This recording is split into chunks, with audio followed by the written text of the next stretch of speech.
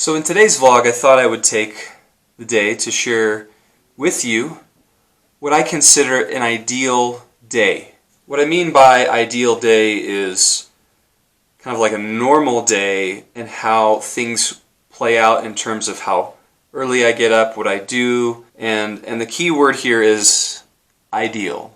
This doesn't always happen. In fact, it might rarely happen. I just want to share that with you today. So in an ideal day for me, it all starts at waking up at 4:15 in the morning.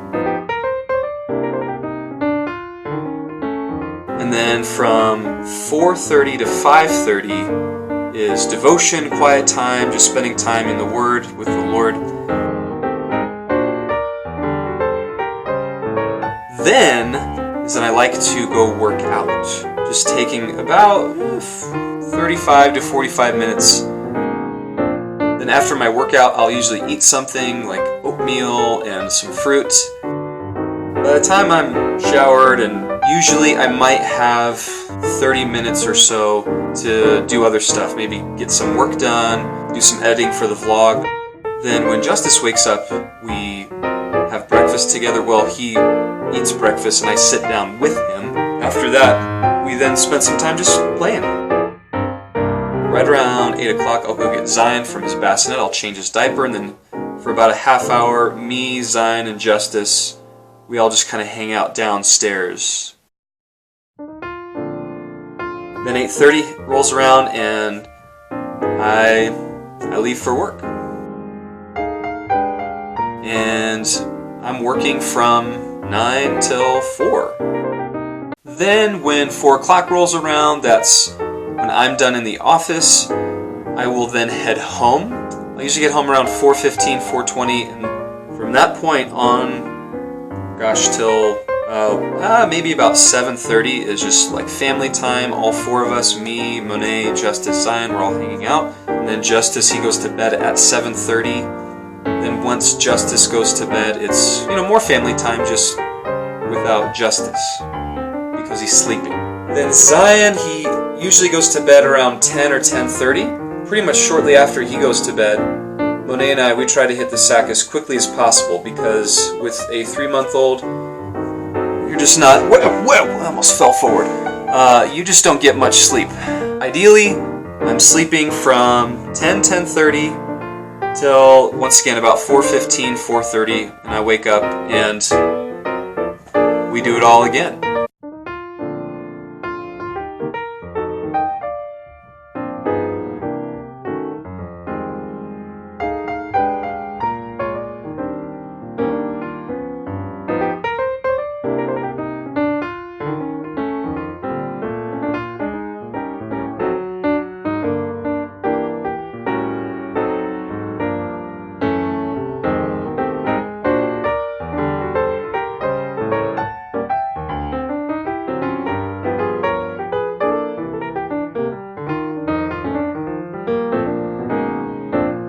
That is, at least for me, an ideal day.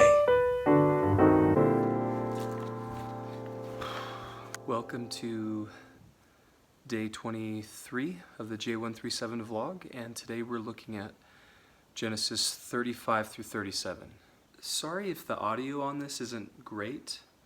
I'm using my phone, which doesn't have a microphone attachment. I don't want to speak too loud because people are sleeping, so I apologize if the audio is not great on this video. In chapter 35, God tells Jacob and all his family to journey to Bethel, where God first met Jacob when he was running from Esau and heading to Laban. And as they are heading there, they put away all their household idols. They pretty much purify their family. And just so happens at the same time they're leaving, the cities in which they currently residing are all experiencing this terror that God was bringing upon these places. So it was a good time for them to leave. Then we see God blessing Jacob, and even though in the previous chapter, after God had wrestled with Jacob, he changed his name from Jacob to Israel, it seems like the name change gets solidified in this section. God says, I am mighty and I will multiply you.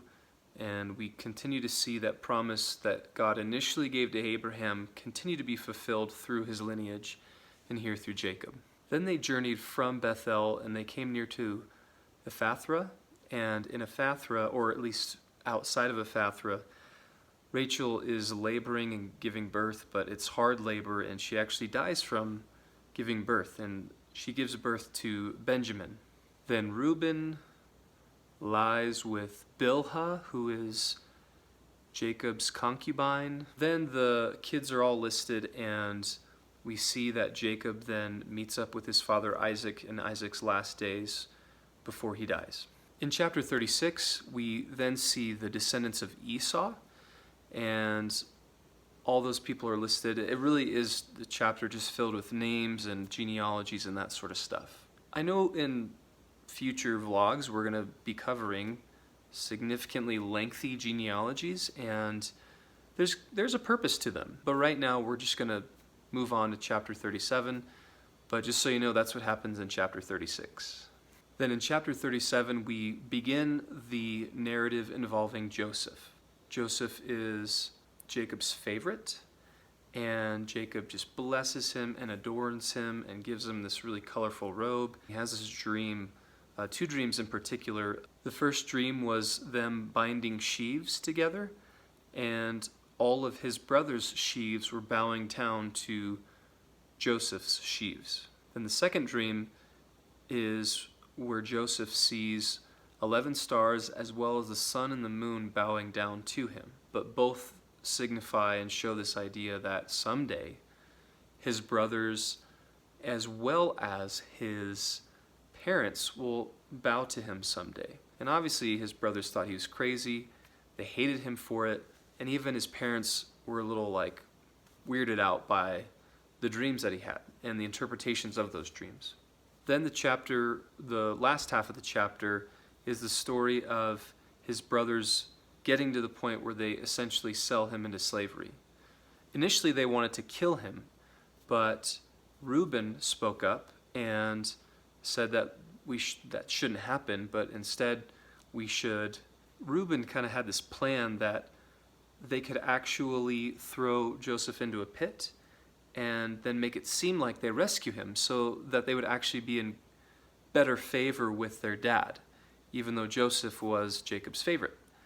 And eventually that plan kind of backfires, so they put him in the pit, and apparently Reuben leaves or something, because later in the chapter we see that it says Reuben returned to the pit. But as there was a caravan coming of Ishmaelites, his brothers then sold Joseph to the Ishmaelites. And that's when Reuben was just extremely upset. And so they had to fabricate this story where basically they took some blood of an animal and they put it on Joseph's robe, because they had at least taken that, and they showed it to their father Jacob,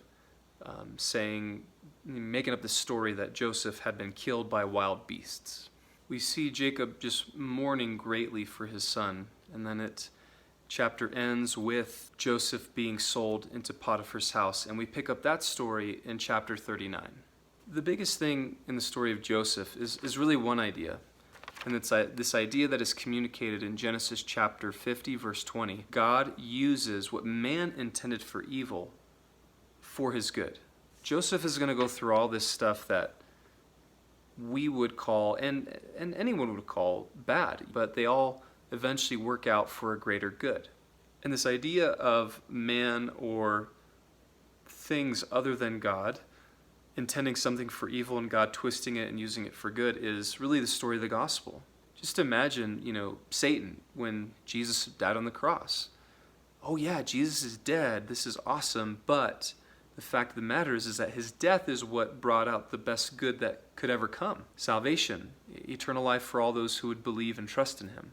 I think the trick is submitting our definition of good to what God calls good. The Lord does work everything out ultimately for his glory and for our good.